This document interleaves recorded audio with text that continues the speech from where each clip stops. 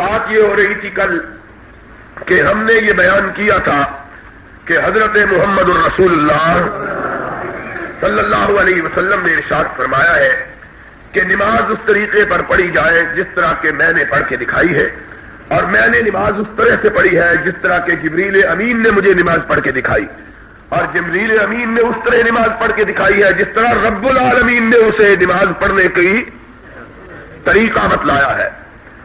اب اس کے بعد میں نے یہ کہا تھا، کل کی بات یاد ہے کہ نہیں، کہ نماز کا آغاز اس سے پہلے مکمل وضو کیا جائے، وضو کے بعد سیدھے قبلہ رخ ہو کے خلوص دل کے ساتھ، خشوع اور خضوع کے ساتھ اللہ کی بارگاہ میں کھڑے ہو کر نماز کے لیے آدمی اللہ کی بارگاہ میں حاضری دے۔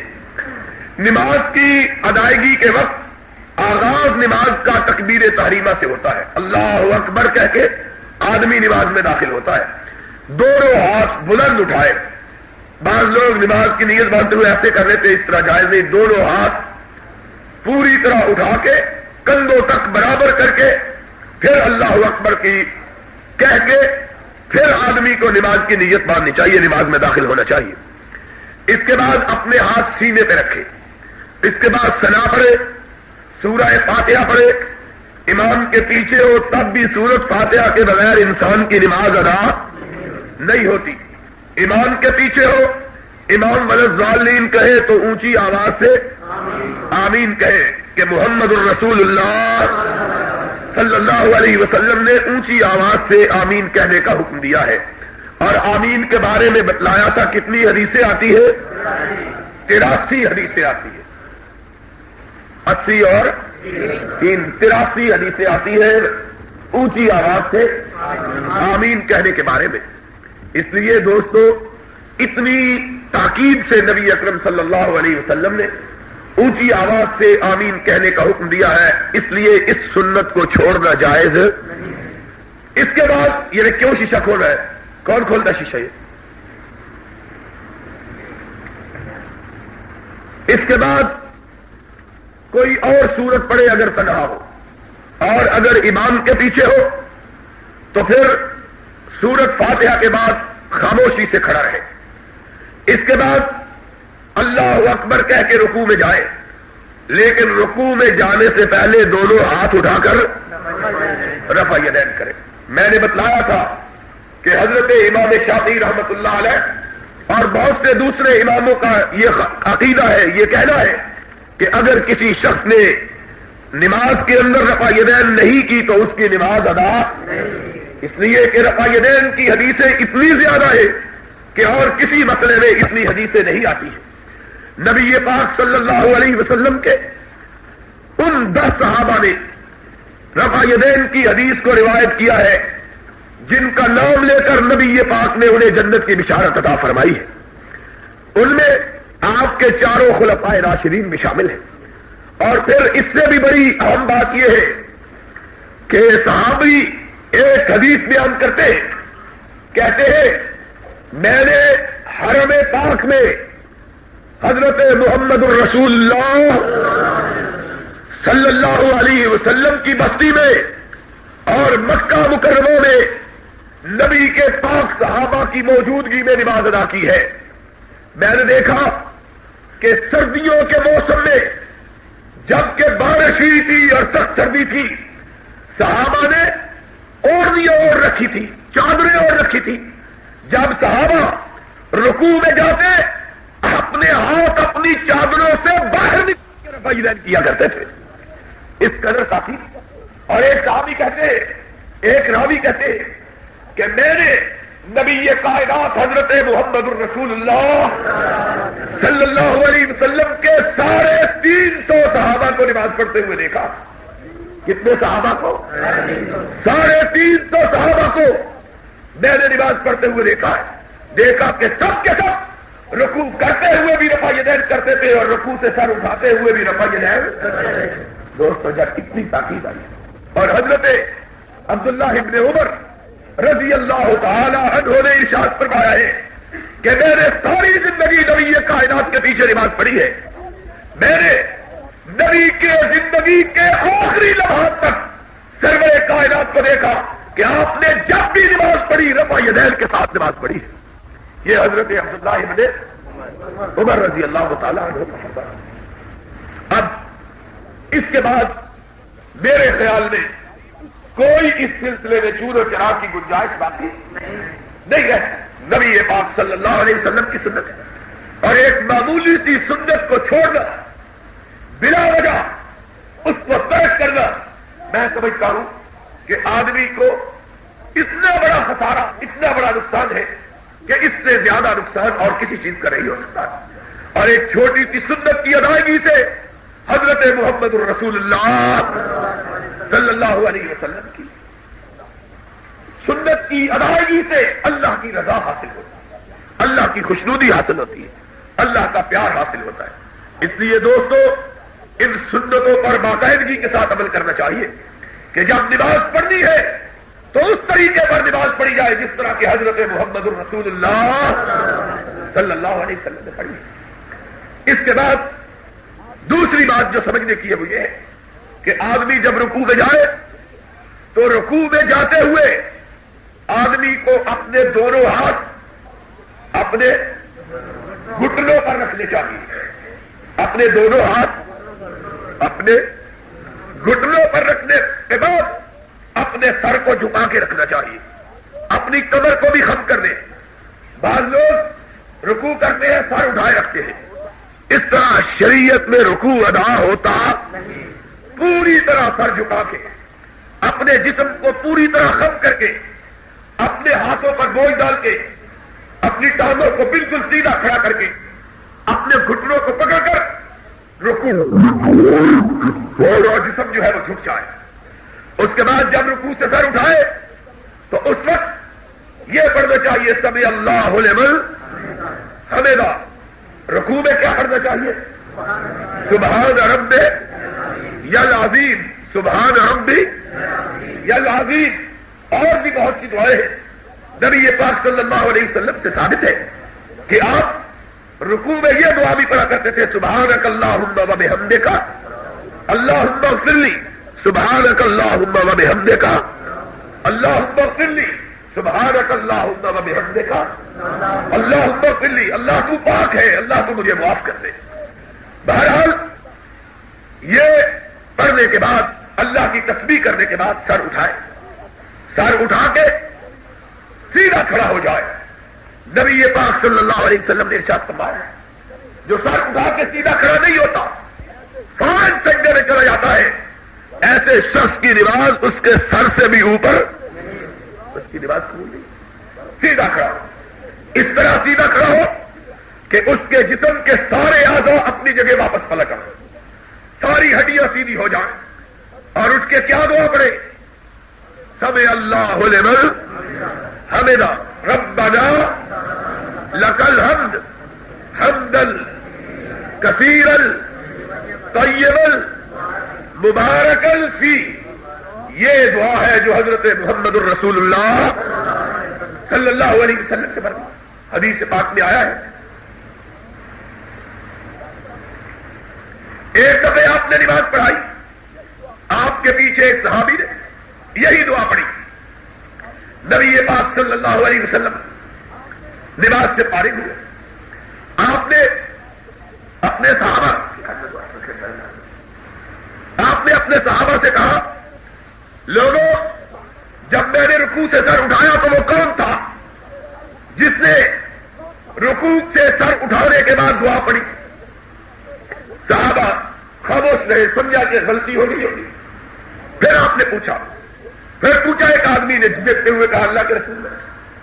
آپ نے فرمایا ساتھی جب تو نے یہ دعا پڑھی میں نے رب کے فرشتوں کو دیکھا کہ وہ بھاگتے ہوئے, اور ہر فرشتے کی خواہش تھی کہ اس دعا کو میں پہلے لے کے رب کے پاس جلدی پہنچوں, میں جلدی رب کے پاس لے کے جاؤں. اتنی رب کو پسند آئی یہ دعا کہ فرشتے دوڑ لگانے لگے کہ کون جلدی لے کے رب کے پاس اس دعا کو پہنچتا. اس لیے آدمی کو رکوع سے سر اٹھانے کے بعد تب تک سجدے میں نہ جانا چاہیے جب تک کہ یہ دعا نہ پڑھ لے, سمع اللہ لمن حمدہ ربنا لکل ہم حمدل کثیرل طیبل مبارکل فی. یہ دعا ہے جو حضرت محمد الرسول اللہ صلی اللہ علیہ وسلم نے سکھائی ہے. اس لیے جن دوستوں کو یہ دعا یاد ہے ٹھیک ہے, جن کو یہ دعا یاد نہیں ان کو دعا یاد کرنی چاہیے. نماز کے سلسلے میں بہت سے لوگ پوچھتے رہتے ہیں کہ یہ نماز کے موٹے موٹے مسئلے جو ہیں ان کے لیے کون سی کتاب پڑھنی چاہیے. ان کے لیے بہترین کتاب اردو زبان میں جو لکھی گئی ہے وہ مولانا حکیم محمد صادق صاحب سیالکوٹی کی کتاب ہے جس کا نام ہے صلاۃ الرسول. کیا نام ہے؟ صلاۃ الرسول. اس کتاب کو لینا چاہیے, اپنے بچوں کو بھی پڑھانا چاہیے اور اس کتاب کو خود بھی پڑھنا چاہیے, دعاؤں کو یاد کرنا چاہیے. تو بہرحال یہ دعا پڑھنے کے بعد سجدے میں جائیں. سجدے کا طریقہ کیا ہے؟ سجدے کا طریقہ یہ ہے کہ آدمی کے دونوں پیروں کے پنجے, دونوں گھٹنے, دونوں ہاتھ کی تلیاں, سر یعنی ماتھا اور ناک یہ زمین کے ساتھ لگی ہے. کتنے اعضاء ہو زمین کے ساتھ لگ رہے ہیں؟ 8. 2 پیر, 2 گھٹنے, 2 ہاتھ اور 1 ناک اور 1 پیشانی. ان 8 اعضاء پہ انسان کو سجدہ کرنا چاہیے. میں نے دیکھا ہے بعض لوگ پیشانی رکھتے ہیں, ناک اٹھا کے رکھتے ہیں, بعض ناک رکھتے ہیں, سر اٹھا کے رکھتے ہیں, کئیوں کو میں نے دیکھا وہ پیر اٹھا کے پیچھے سے رکھتے ہیں. اس طرح سجدہ کرنا جائز ہے. یہ طریقہ سنت طریقہ یہ ہے کہ پاؤں کے پنجے, گھٹنے, دونوں تلیوں اور ناک اور پیشانی. پھر دوسری بات جو یاد رکھنے کی ہے وہ یہ کہ آدمی جب سجدہ کرے تو اپنے بازوؤں کو پھیلا کے رکھے, اپنے بازوؤں کو کھول کے رکھے, اپنے جسم کو اٹھا کے رکھے, اپنے جسم کو. بعض لوگ اپنے جسم کو بھی اپنی رانوں پر ڈال دیتے ہیں. یہ طریقہ شرعاً جائز ہے. اسی طرح بعض لوگوں نے مسئلہ بنا لیا ہے کہ عورتیں جو ہے وہ اپنے جسم کو زمین کے ساتھ لگا کے سجدہ کریں. اس میں بالکل مردوں اور عورتوں کے سجدے میں شریعت کے اندر کوئی فرق ہو, یہ عجیب بات کر رہی. پردے کی بات ہے. اللہ کے بندوں, بغیر پردے کے تو عورت کو نماز پڑھنی شرعاً جائز ہی, وہ تو نماز پڑھے گی پردے میں. اس لیے نماز کا ایک ہی طریقہ حضرت محمد الرسول اللہ صلی اللہ علیہ وسلم نے بیان کیا, اور وہ طریقہ یہ ہے کہ نبی پاک صلی اللہ علیہ وسلم سے ثابت ہے کہ جب آپ سجدہ فرمایا کرتے, اپنے بازو پھیلا کے رکھتے اور اپنے جسم کو اٹھا کے رکھتے کہ اگر بچی بکری کا بچہ بھی درمیان سے گزرنا چاہے تو گزر جائے. یعنی اس طرح اپنے جسم کو اپنے بوجھ پر اٹھا کے رکھتے, اٹھا کے بازوؤں کو کھول کے. حدیث میں آیا ہے کہ نبی پاک صلی اللہ علیہ وسلم اس طرح بازوؤں کو کھول کے سجدہ کیا کرتے تھے کہ آپ کی تب دوسرے سجدے میں جاؤ. سجدے میں سر اٹھانے کے بعد دونوں سجدوں کے درمیان دعا پڑھے. کسی کو آتی ہے؟ اللہم اغفر لی وارحمنی واہدنی وعافنی واجبرنی وارزقنی. مختلف دعائیں ہیں. بہرحال یہ دعا نبی اکرم صلی اللہ علیہ وسلم کے فرمان کے مطابق مختلف دعائیں ہیں. درمیان میں کے درمیان دعا پڑھ کے پھر دوسرے سجدے میں. ارزنا اور بہت ضروری ہے جس کو یاد رکھنا چاہیے, اور وہ یہ ہے کہ پہلی رکعت اور کون سی رکعت؟ جاگ رہے ہو کہ سو رہے ہو؟ رکعت اور تیسری رکعت میں آدمی سجدے سے سیدھا اٹھ کے کھڑا نہیں ہونا چاہیے. سجدے سے سیدھا اٹھ کے کھڑا, بلکہ سجدے سے اٹھ کر بیٹھے پوری طرح. اس کو جلسہ استراحت کہتے ہیں. اس کو جلسہ کہتے ہیں. جلسہ استراحت, اس میں بیٹھے, بیٹھ کے پھر اٹھ کے کھڑا ہو, بیٹھ کے پھر اٹھ کے کھڑا. جب تک نہیں اٹھتا تب تک اس نے سنت کے طریق کے مطابق نماز ادا نہیں. پہلی رکعت میں بھی بیٹھ کے اٹھے اور تیسری رکعت میں بھی بیٹھ کے اٹھے. پھر دوسری رکعت میں تشہد پڑھے, التحیات للہ والصلوات والطیبات السلام علیک ایھا النبی ورحمۃ اللہ وبرکاتہ والسلام علینا وعلی عباد اللہ الصالحین اشہد الہ الا اللہ واشہد ان محمدا عبدہ ورسولہ. یہ یہاں تک پڑھنے کے بعد اگر 4 رکعت یا 3 رکعت والی نماز ہو تو اٹھ کے کھڑا ہو جاؤ. پھر اٹھے اور اس وقت تک اپنے سینے پہ ہاتھ نہ رکھے جب تک کہ رفع یدین یہ یاد نہیں رہتی. کیوں یہ نجیب سو رہے ہیں؟ یہ یاد نہیں رہتی. اس لیے دھیان رکھا کرو نماز اس طریقے پر پڑھنی چاہیے. بعض دوست پوچھتے ہیں اس میں حکمت کیا ہے؟ حکمت نماز کے جتنے ارکان ہیں ان سب کی حکمت یہ ہے کہ ہم نے ہر وہ حرکت کرنی ہے جو محمد الرسول اللہ نے کی ہے صلی اللہ. کوئی ایسی چیز کو نہیں کرنا جو نبی پاک نے نہ کی اور کسی ایسی چیز کو نہیں چھوڑنا جو نبی پاک نے کی. اس کے بعد اگر 4تھی رکعت ہے تو پھر درود ابراہیمی پڑھے.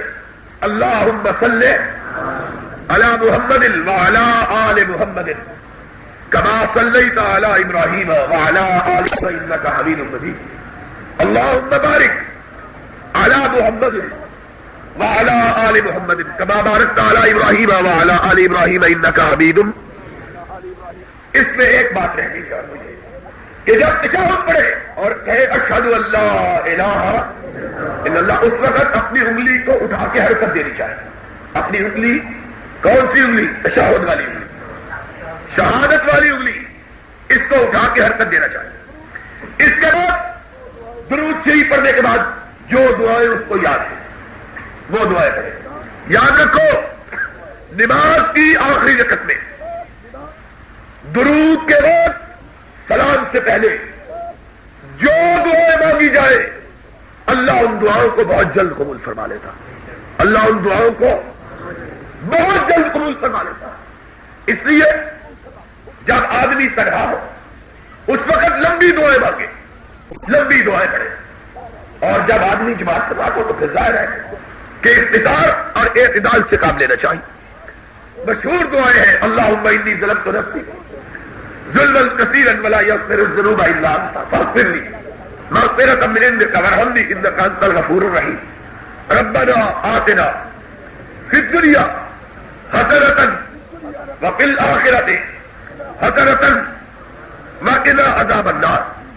یہ دعائیں رب اجعلنی مقیم الصلاۃ ومن ذریتی ربنا وتقبل دعاء ربنا ولوالدی وللمؤمنین یوم یقوم الحساب. اور دعائیں جو قرآن میں آئی ہو یا نبی کے فرمان میں آئی ان دعاؤں کو پڑھنا چاہیے. حدیث میں یہ لیا ہے. یہ مسئلہ بہت کم لوگوں کو معلوم ہے. دھیان کے ساتھ سنو میری بات کو. خواجہ صاحب سن رہے ہو؟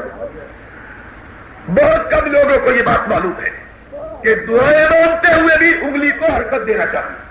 دعائیں مانگتے ہوئے بھی انگلی کو حرکت دینا چاہیے. نبی کائنات صلی اللہ علیہ وسلم نے فرمایا تشہد میں بیٹھ کے جب دعا مانگو تو انگلی کو حرکت دو، انگلی کو ہلانا چاہیے.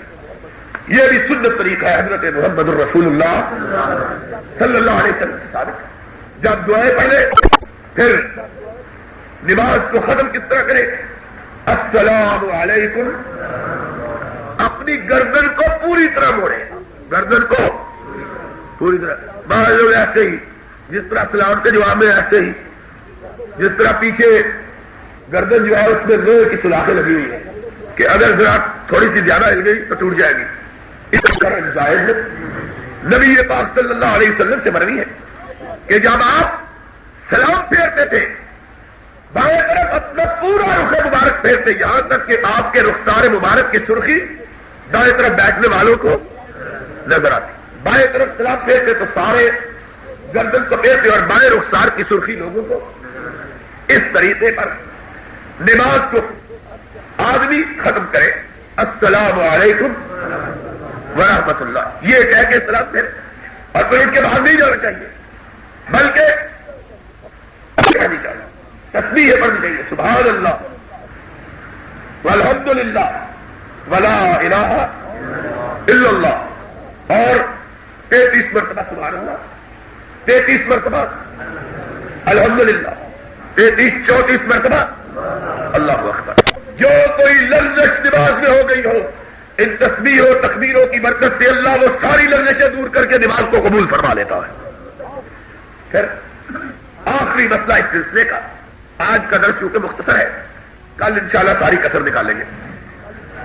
تو آخری مسئلہ اس سلسلے کا یہ ہے کہ نبی پاک صلی اللہ علیہ وسلم نے فرمایا کہ دعا کی قبولیت کے کچھ مقام ہوتے ہیں اور کچھ دعا کی قبولیت کے اوقات ہوتے ہیں. کچھ مقامات اور کچھ اوقات. نماز کی قبولیت اور دعا کی قبولیت کا بہترین وقت یہ ہے کہ نماز، فرض نماز کے بعد آدمی رب سے دعا مانگتا ہے. ایسے وقت میں رب سے بندہ جو دعا مانگتا ہے رب اسے قبول فرما لیتا ہے. فرض نماز کے بعد خلوص سے دل کے ساتھ اپنی حاجتوں کو اپنے رب کی بارگاہ میں پیش کرنا چاہیے. اور دعا اس لحاظ سے بہت اہمیت کی حامل ہے کہ نبی پاک صلی اللہ علیہ وسلم نے دعا کو عبادت کا خلاصہ قرار دیا، دعا کو عبادت کا مغز قرار دیا، دعا کو عبادت کا مغز قرار دیا. فرمایا الدعاء مخ العبادات. جس طرح ساری کائنات میں سب سے اعلیٰ چیز دماغ ہوتا ہے، اس طرح فرمایا ساری عبادتوں میں سب سے اعلیٰ چیز کیا ہے؟ آپ نے فرمایا ہے کہ تقدیر کو بھی کوئی چیز تبدیل کر سکتی ہے تو دعا تبدیل کر سکتی ہے. اس لیے خلوص کے ساتھ دعا کرنی چاہیے. اس طرح آدمی سے فارغ ہو اللہ رب العزت اس کی نماز کو یقیناً قبول دعا ہے. اللہ ہمیں اس طرح نماز پڑھنے کی توفیق عطا فرمائے جس طرح کے نبی پاک صلی اللہ علیہ وسلم نے نماز پڑھی اور نماز پڑھنے کا حکم دیا، اور ہمیں خلوص کے ساتھ خشوع کے ساتھ نمازوں کی ادائیگی کی توفیق عطا فرمائے. بات یہ ہو رہی تھی کل کہ ہم نے یہ بیان کیا تھا کہ حضرت محمد الرسول. السلام علیکم. علامہ احسان اللہ ظہیر شاہی رحمہ اللہ کی ایسی تقریریں جو کسی بھی سائٹ پر نہیں، وہ محسن شہزاد یوٹیوب چینل سے حاصل کریں اور ساتھ میں بیل والا آئیکن لازمی دبا لیں تاکہ ہر ویڈیو آپ تک آسانی سے پہنچے. السلام علیکم.